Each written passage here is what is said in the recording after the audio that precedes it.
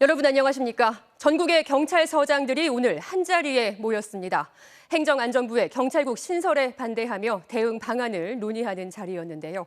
지휘부의 이딴 만류에도 불구하고 이렇게 총경급 간부들이 전국에서 모인 건 사상 초유의 일입니다.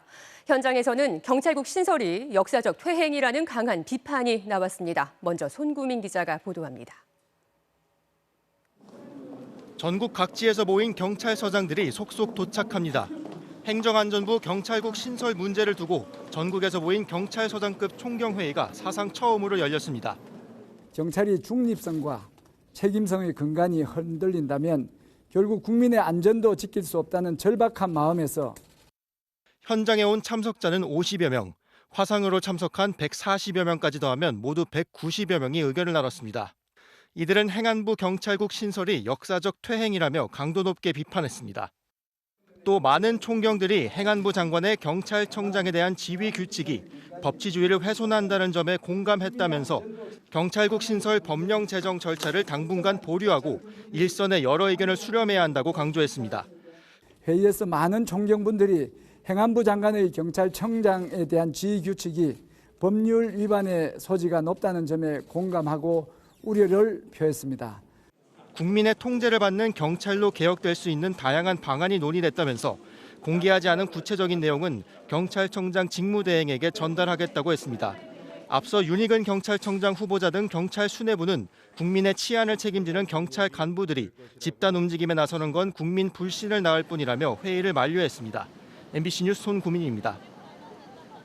자, 그럼 전국 총경급 회의가 열린 충남 아산의 경찰 인재개발원 연결해서 현장 분위기 어땠는지 좀 더 알아보겠습니다. 자, 김세영 기자, 2시간 전쯤에 회의가 마무리됐죠.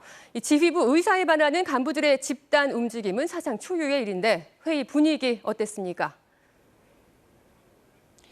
네, 오늘 오후에 열린 전국 경찰서장 회의는 4시간 동안 진행됐습니다. 회의는 저녁 6시쯤 마무리됐는데요. 회의를 지도했던 유사명 울산 중부서장이 나와 열띤 토론이 진행됐었다면서 특히 행안부의 경찰국 신설에 대해 찬성 의견은 단 한 명도 없이 반대하는 의견이 압도적이었다고 분위기를 전했습니다. 오늘 현장에 온 사람들은 경찰 독립성, 중립성 보장이라 적힌 검은 마스크를 쓰고 입장을 했고요. 자리에 함께하지 못한 총경 300여 명은 각자 이름이 적힌 무궁화 화분을 회의장에 보내 동참 의지를 밝혔습니다. 지휘 체계가 엄격한 경찰 조직에서 집단 행동으로도 비칠 수 있는 오늘 회의에 전국 약 600여 명의 서장급 경찰 중 3분의 1이 오늘 회의에 참석했습니다. 그렇군요. 앞서 윤익은 경찰청장 후보자가 참석한 간부들에게 해산하라 이런 지시를 내리기도 했는데 그런데도 회의를 강행한 데 대해서 지휘부가 엄정 대응하겠다는 입장을 내놨다고요. 네, 그렇습니다. 회의가 끝나기 30분 전쯤 경찰청이 입장을 밝혔는데요. 국민적 우려를 고려해 모임 자제를 촉구하고 해산을 지시했는데도 회의를 강행한 데 대해 엄중한 상황으로 인식하고 있다면서 오늘 참석자들에 대해 복무규정 위반 여부를 검토하겠다는 입장을 내놨습니다. 또 유사 상황이 재발하지 않도록 복무규율 준수 사항을 구체화하고 강력하게 대응하겠다고 했는데요. 여기에 대해 류사명 서장은 경찰 미래가 걸린 중대한 문제를 논의하려고 모인 것이라며 휴일에 법적인 절차를 지켜서와 아무 문제가 없다고 반박하기도 했습니다. 경찰 지도부가 징계까지 시사하며 압박에 나선 가운데 오늘 회의 참석자들은 경찰국 신설 강행 시 회의 정례화까지 할 수 있다고 예고해 조직 내부 갈등은 계속될 걸로 보입니다. 경찰 인재개발원에서 MBC 뉴스 김세영입니다. 대우조선해양 하청업체 노동자들의 파업이 어제 51일 만에 끝났습니다. 점거 농성이 끝난 정박장에선 미뤄졌던 진수 작업이 다시 시작됐고 노동자들은 일터로 돌아왔습니다. 그 첫날 표정을 유서영 기자가 전해드립니다. 대우조선 하청업체 노동자들이 철창 농성, 고공 농성을 벌였던 일도. 노동자들이 물러나자 곧바로 물이 채워졌습니다. 예인선이 들어와 건조 중인 선박을 끌고 나섭니다. 서둘러 정상화에 시동을 건 겁니다.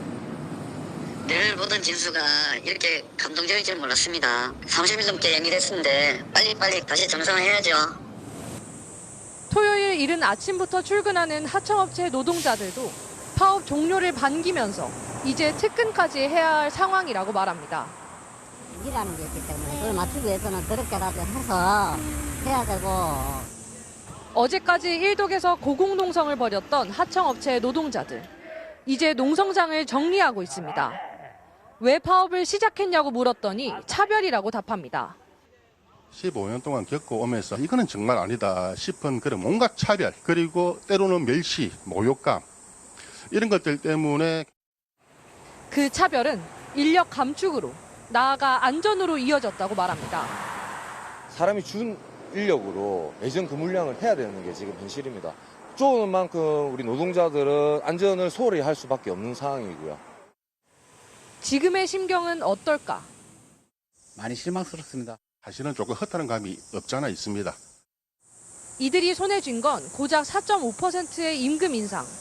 고용 승계나 고질적인 인력난 문제는 아예 얻은 것이 없습니다. 하지만 더 큰 의미를 찾습니다. 대한민국의 1,100만의 비정규직 노동자들이 이제는 자기 목소리를 낼 수 있는 그런 기회가 만들어진 것 같아서 정말 뿌듯하게 생각하고 있습니다. 51일 만에 파업이 마무리된 거제 옥포주선소 앞입니다. 어제 협상 타결로 점거농성은 모두 끝났지만 70여 개 시민사회단체가 모인 대우조선 희망버스가 예정대로 진행되면서 참가자들이 속속 모여들고 있습니다. 너무나 사랑합니다. 몇 주간 뉴스 보면서 얼마나 마음을 졸였는지 모르겠습니다. 그래서 마음 보태고자 오늘 희망버스 타고 거제에 왔습니다. 혼자가 아님을 큰 성과를 확인한 노동자들은 이제 다시 일걱정을 시작했습니다. 이 인도 기간이 또 많이 촉박하기 때문에 현장으로 돌아가면 또 하청 노동자들 쪼는 건 당연히 계속될 겁니다. MBC 뉴스 유서입니다. 파업은 끝났지만 수사는 진행형입니다. 파업 종료 직후인 어젯밤 경찰은 파업에 참여한 노동자 9명에 대해 업무 방해 혐의로 체포영장을 신청했습니다. 오늘 법원은 그 영장을 기각한 것으로 확인됐습니다. 서윤식 기자의 보도입니다.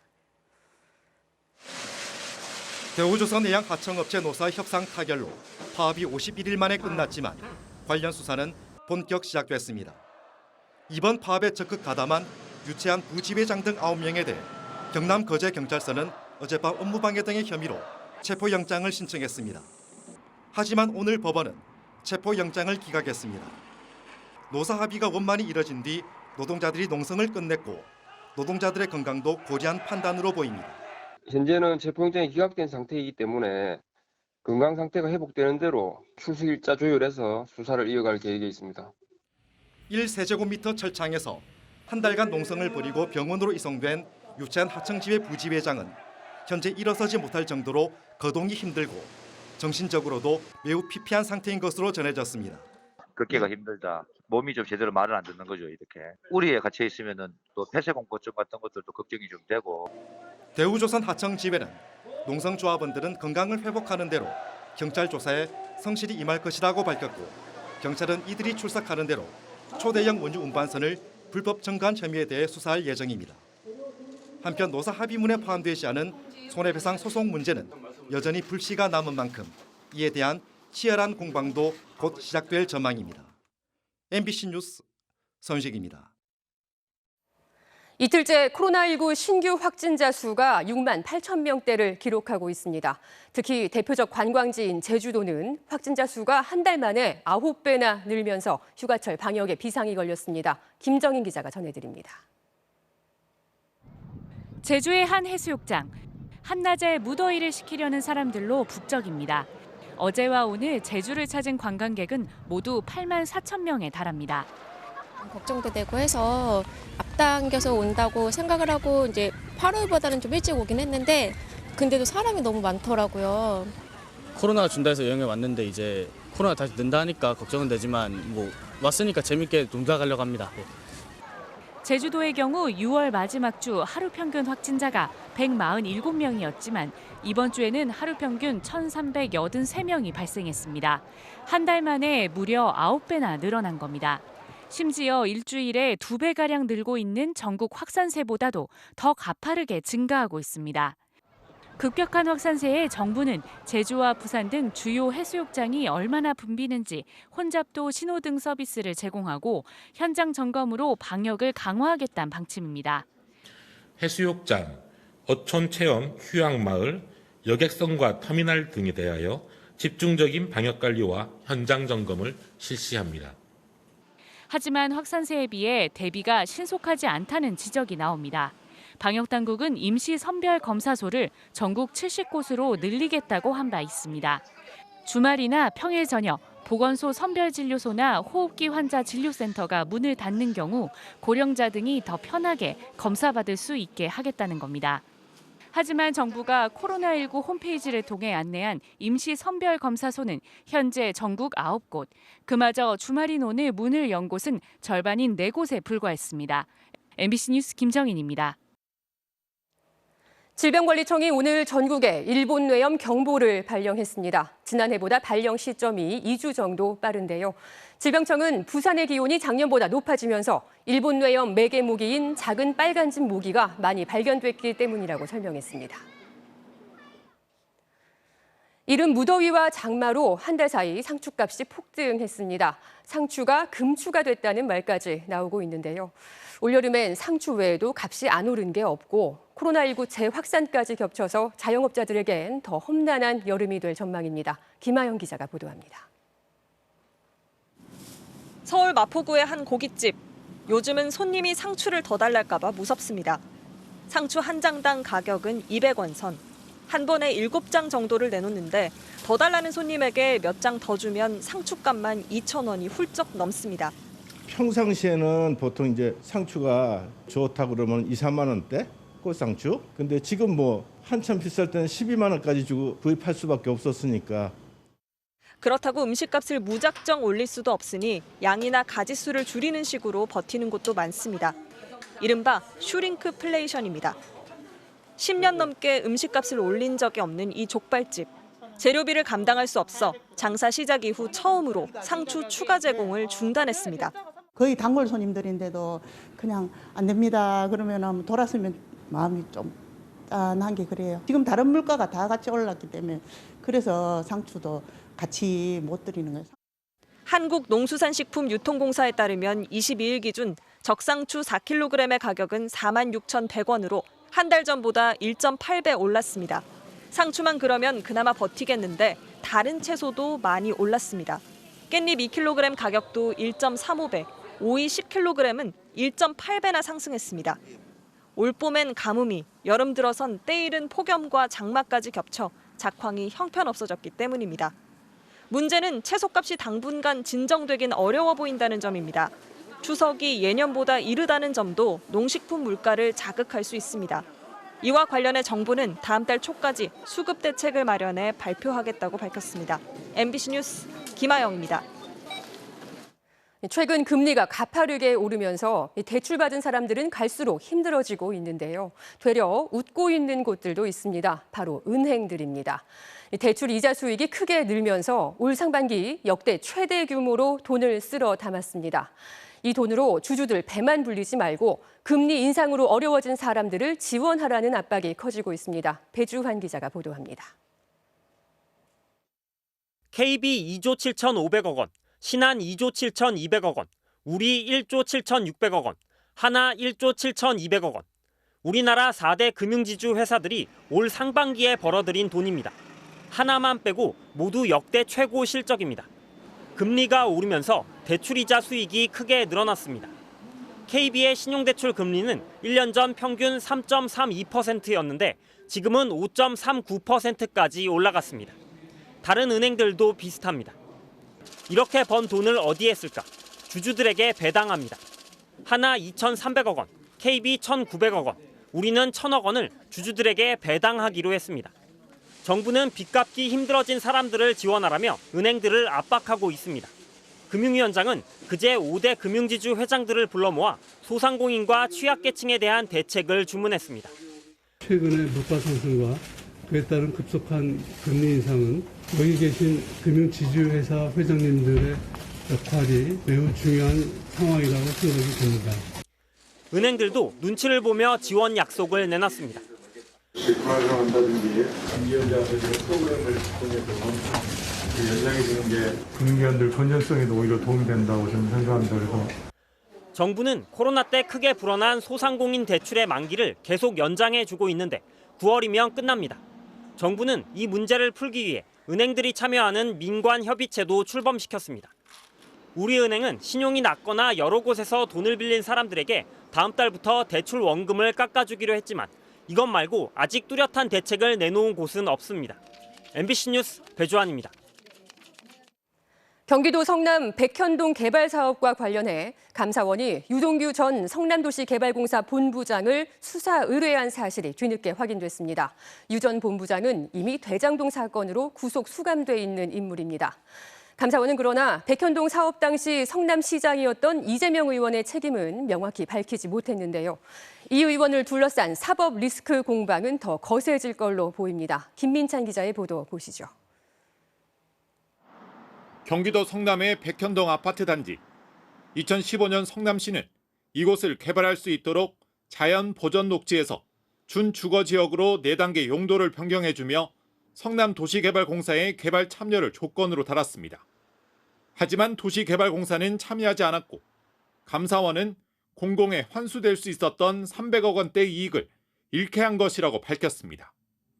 그런데 이 과정에서 대장동 사건으로 구속된 유동규 당시 성남도시개발공사 본부장이 사업에서 손을 떼라고 말했다는 진술을 확보하고 유 본부장을 지난 4월 대검에 수사 요청한 사실이 확인됐습니다.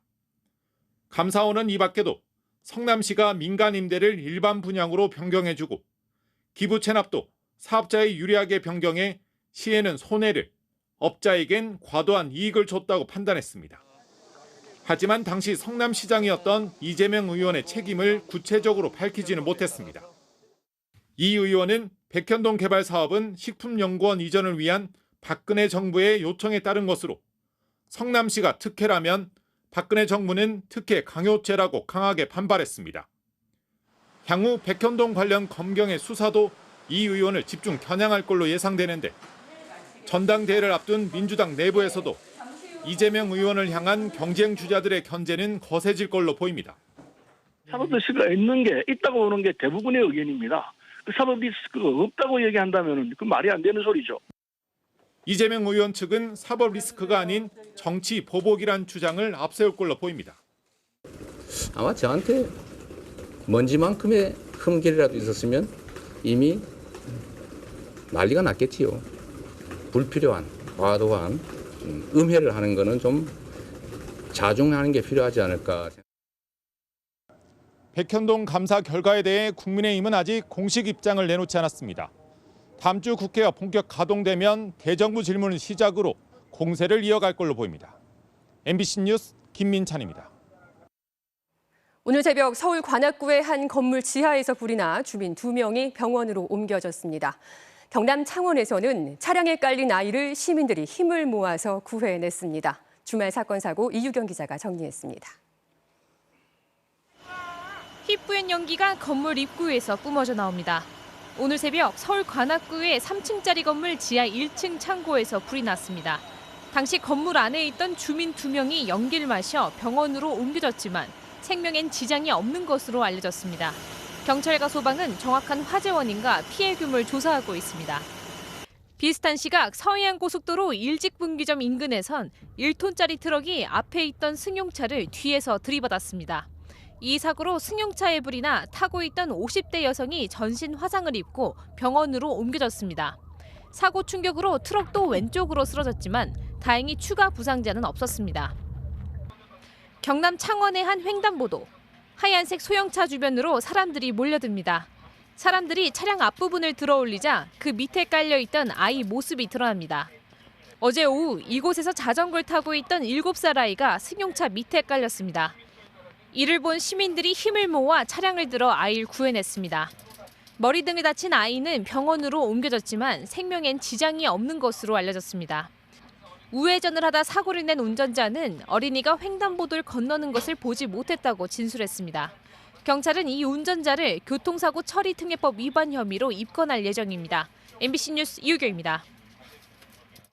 인천과 중국 베이징을 연결하는 우리 국적항공사의 여객기 운항이 오늘 재개됐습니다.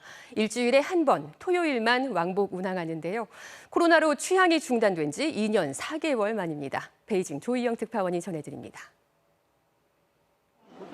오늘 오전 인천국제공항의 출국장. 중국 베이징행 전용 카운터가 탑승 수속을 밟는 사람들로 분주합니다. 우리나라 국적항공사의 베이징 취항은 코로나 중단 이후 2년 4개월 만입니다. 어떤 일로 가시는 거예요? 친척 방문 2년 반 됐어요. 코로나 같으니 못 가고 이번에 갑니다. 인천 베이징 노선은 코로나19 이전 연간 110만 명이 이용하던 한중 핵심 노선이었습니다. 운항이 재개되자마자 인천에서 베이징으로 들어오는 비행기 좌석은 모두 매진됐습니다. 베이징에 도착한 승객들은 바로 방역당국이 지정한 호텔로 옮겨져 일주일간 격리되고 이후 4일간 또 자가격리를 해야 합니다. 오늘 재개된 인천 베이징 왕복 아시아나 항공은 주 1회 운항합니다. 중국 항공사는 한 달에 한 번, 아직은 베이징발 인천행만 운항합니다. 코로나 발생 전 인천 베이징 간 항공편은 우리 국적 항공사만 일주일에 38회 운항했습니다. 한국과 중국 전역으로 확대해도 주 1,100여 편이 넘었던 양국 간 비행 편수는 지금은 20여 편 수준으로 대폭 줄어들었습니다. 업무상 출장도 쉽지 않은 상황에서 여행은 사실상 막혀 있는 수준이다 보니 최근 한 조사에서는 한국에 관심 있는 중국인들 10명 중 9명은 격리만 풀리면 1년 안에 한국을 가고 싶다고 대답했습니다. 现在方便了嘛，有直达的嘛。疫情特别严重的时候去不了，回来隔离太麻烦了，费用也高。 중국은 최근 방역 정책을 완화하면서 국제 노선도 조금씩 늘리기 시작했고 해외 입국자 격리 기간도 줄이고 있습니다.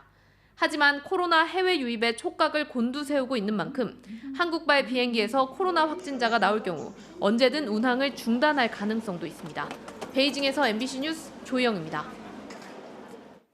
우크라이나 남부 작전사령부는 러시아군이 우크라이나의 항구 도시 오데사의 기반 시설을 순항 미사일로 타격했다고 밝혔습니다.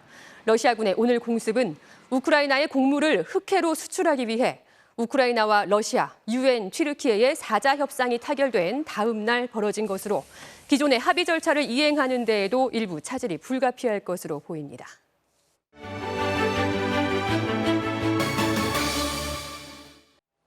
초등학생 자녀가 공부하다가 모르는 문제를 물어봤을 때 의외로 쉽게 설명해 주기가 까다로웠다고 하는 부모님들 많은데요. 하물며 다문화 부모들에겐 더더욱 어려운 숙제겠죠. 그래도 내 아이 공부는 내가 챙긴다는 마음으로 다시 책상에 앉은 엄마들이 있다고 합니다. 장영근 영상기자가 그 현장으로 가봤습니다. 중학교에서 정년을 2년 남긴 이난희 선생님. 4년째 다문화 엄마들을 가르치는 봉사를 하고 있는데요. 안녕하세요. 2주 동안 어떻게 지내셨어요? 서희의 외교를 통해서 자녀들의 교육 문제에 굉장한 고민을 갖고 계셨는데 초등학교 5, 6학년 과정을 익혀서 시에 대한 강의를 듣고 엄마들이 직접 써보는 시간. 코로나 끝나면 엄마 아빠 볼 수 있으면 좋겠어요. 근데요. 친구들과 마라탕 먹기 위해 한 달 용돈 한꺼번에 달라고 한다. 그래도 사랑해 우리 딸 진아. 캄보디아에서 한국에 온 지 무려 10년 만에 국적을 취득한 삐잉나비 씨. 그간의 서름에 목이 메입니다. 주민등록증 발급했습니다. 이제 저는 한국 사람 됐습니다.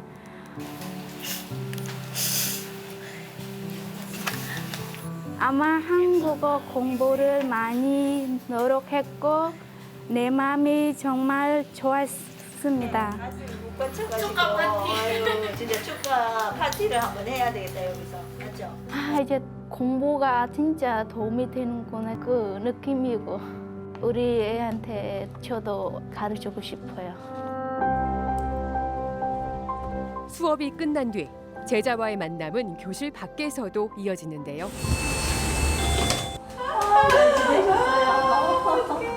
애가 공부하는 내용을 하나도 모르는 것에 대해서 약간 불안했었습니다. 엄마로서 자신감을 갖게 됐고 학교 생활에 상상할 수 있는 마음의 유도리가 생겼던 어머니들이 배우고자 열정을 가지고 묻고 또 이런 과정이 저에게는 정말 기쁨이 되고 행복합니다.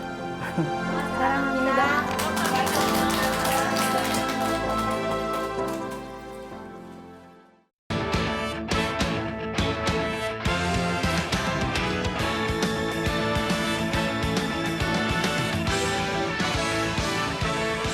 토요일 밤 스포츠 뉴스입니다. 프로야구 삼성이 충격의 13연패 수렁에 빠졌습니다. 마운드도 방망이도 모두 무기력했습니다. 박재웅 기자입니다. 삼성은 어제 후반기 첫 경기부터 안 풀렸습니다. 허삼영 감독은 항의하다 퇴장당했고 마무리 오승환은 또 홈런을 허용했고 결국 끝내기 패배를 당했습니다. 오늘도 선발 뷰캐넌에 희망을 걸었지만 경기는 뜻대로 이어지지 않았습니다. 1회부터 김희집에게 2타점 3루타를 내줬습니다. 어떻게든 해보려고 했지만 맨손 캐치는 엄지손가락에 부상을 가져왔고 피하려고 했던 타구는 오히려 발에 맞고 내야 안타가 됐습니다. 사회도 채우지 못하고 강판된 뷰캐넌은 물론 언제나 밝은 모습이었던 피렐라까지 덕아웃에서 답답함을 감추지 못했습니다. 삼성 타선도 끝까지 침묵했습니다. 키움 선발 요키시에게 7이닝 무실점으로 철저하게 봉쇄당하는 등 9회까지 안타 4개를 뽑아내는데 그쳤습니다. 열띤 응원을 펼치던 팬들도 실망스러운 모습에 그대로 얼어붙었고 0대6으로 완패를 기록한 삼성은 후반기도 2연패로 시작하며 구단 최다 연패 기록이 13연패로 늘어났습니다. MBC 뉴스 박재웅입니다. 동아시안컵 축구대회에 참가 중인 여자 대표팀이 이 시간 현재 중국을 상대로 7년 만의 승리에 도전 중입니다. 오늘은 웃을 수 있을까요?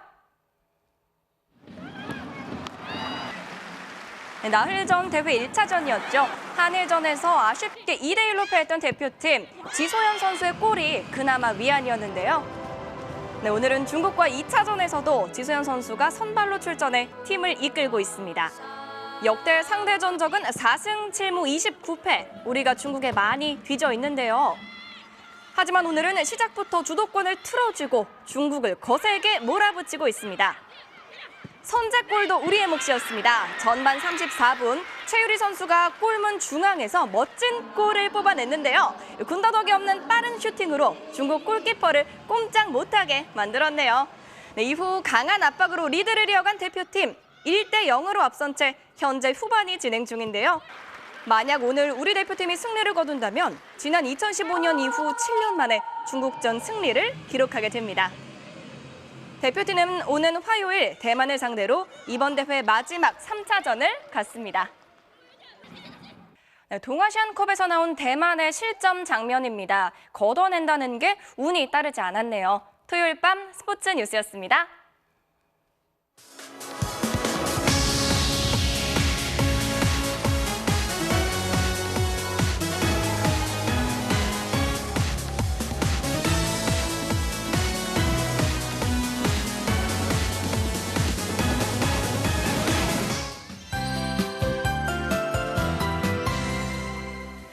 절기 대서인 오늘 큰 더위는 없었는데요. 차츰 막바지 장맛비가 내리겠습니다. 현재 레이더 화면을 보시면 서해상에서 폭넓은 비구름대가 유입되고 있고요. 수도권과 호남, 충남 지역에 비가 내리고 있습니다. 차츰 그 밖에 전국으로 비가 확대되겠습니다. 예상 강우량은 경기 북부와 전남 해안, 제주 지역에 최고 70mm, 서울 등 그 밖의 지역에 10에서 50mm가량이 예상되고요. 밤사이 전남 해안과 제주에는 시간당 20mm 안팎의 강한 비가 집중되겠습니다. 내일은 서울이 30도, 대구가 33도로 다시 무더위가 찾아오겠고요. 비가 온 뒤로는 더 더워져서요. 다시 폭염특보가 내려질 가능성이 있겠습니다. 오늘 밤사이 서해안에는 바람이 강하게 불겠고요. 비는 내일 오후부터 차츰 잦아들겠습니다. 다만 강원도 지역은 밤까지 조금 더 이어지겠습니다. 자세한 내일 아침 기온을 보시면 서울이 23도, 광주 24도로 오늘과 비슷하겠고요. 낮 기온은 서울이 30도, 대전 29도, 광주 29도로 오늘보다 조금 높겠습니다. 중복이 들어있는 다음 주에는 보시는 것처럼 33도 안팎의 폭염이 기승을 부리겠고요. 국지적으로 강한 소나기도 자주 내릴 전망입니다. 날씨였습니다. 7월 23일 뉴스데스크 여기서 마칩니다. 편안한 밤 되시길 바랍니다. 고맙습니다.